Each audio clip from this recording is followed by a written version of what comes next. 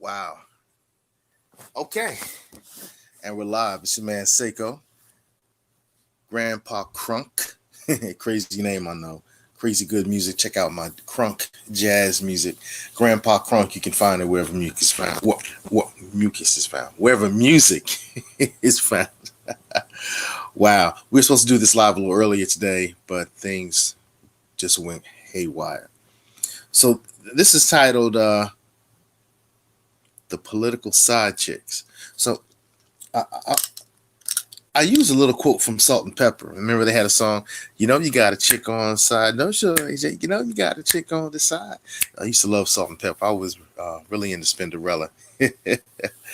Whew, those were the days. So my thought that I just wanted to share and just wanted to seep in with our conversation about empowerment voting is that with side chicks or side dudes, I guess, I never had that experience, uh,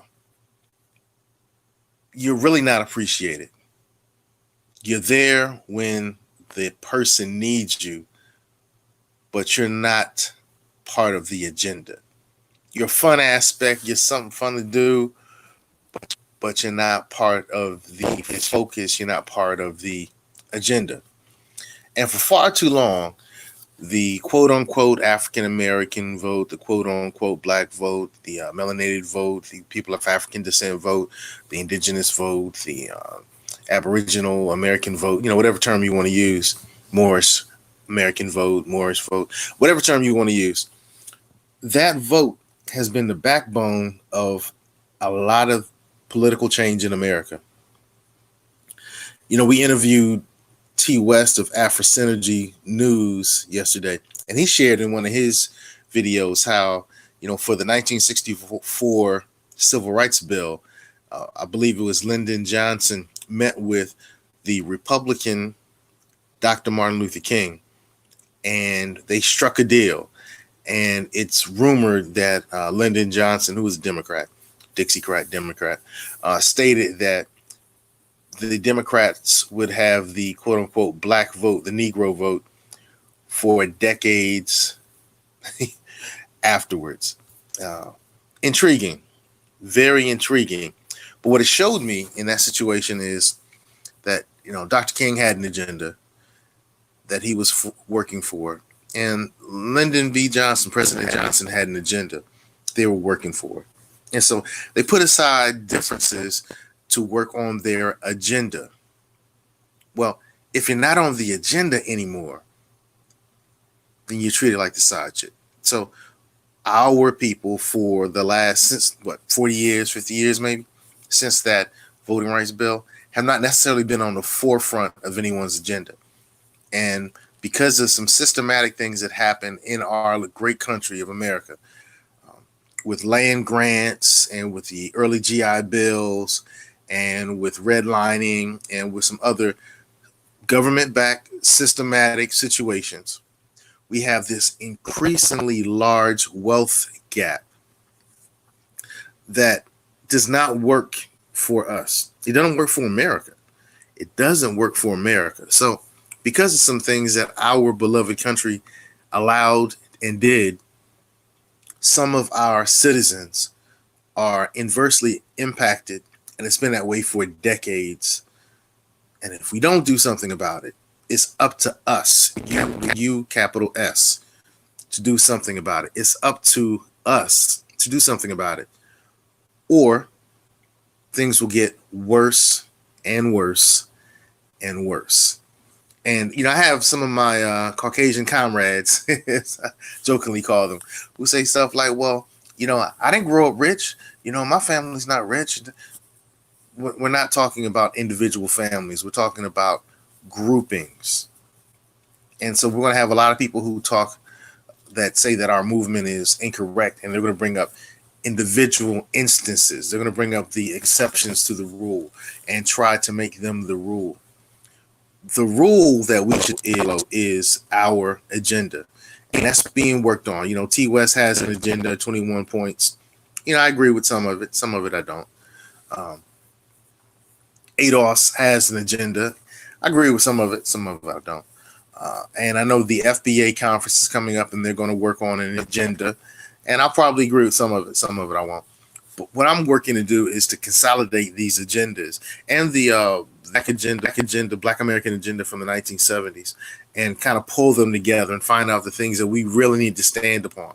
Because it comes down to this: the Democrat Party cannot win without us, capital U, capital S. The Republican Party might not win without us, capital U, capital S. So us, we, capital W, capital E, we are the value, and we need to act like it. For far too long, we voted on personality or specs of a person, or we identified as a Democrat or Republican, and we just blindly follow along with that. And I think we've come to a point now where things have gone on too long. We can make a change, capital W, capital E. It's up to us. Empowerment voting for those of us who vote. Now, I know there's some of us who don't vote, and I don't trip off of that.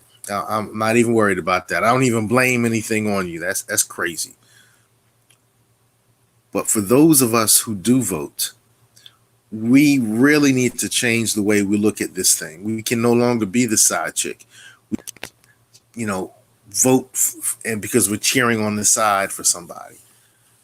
We need to cheer for our agenda. And if neither candidate supports the agenda, we can say, okay, let the chips fall where they may. We're still Americans. We love our country. But since you're not us, we're not rocking with you for now.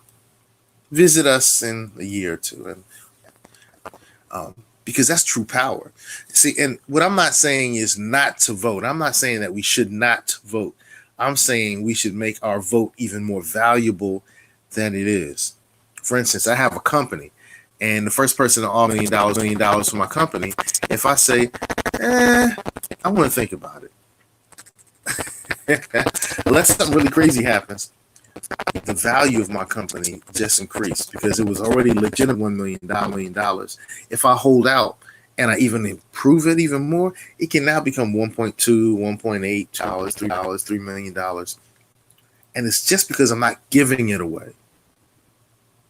I'm not giving it away. We're giving away our votes just because we identify. You can identify as a Democrat all you want to. But if you say, hey, Democrats, if you want this Democratic vote, you're going to have to work for it by supporting our agenda. Or else I'll pray for you and give you well wishes, and you'll be in my great thoughts. But we're voting for agenda, not for a party. And I know that's going to be hard for some of us. It's going to be super difficult for some of us because we've been so ingrained with choosing somebody. Somebody told me what was this, a week ago? Who's the lesser of two evils? And I said, well, are you a Christian? They said, yeah. Gave me the whole rundown. I was like, okay. Would Jesus choose between two evils? Now, they thought for a moment. Then they said, well, would Jesus vote? I said, okay, that's a great question. But the initial question was, would Jesus choose between two evils? And it's an interesting conversation, an interesting thought.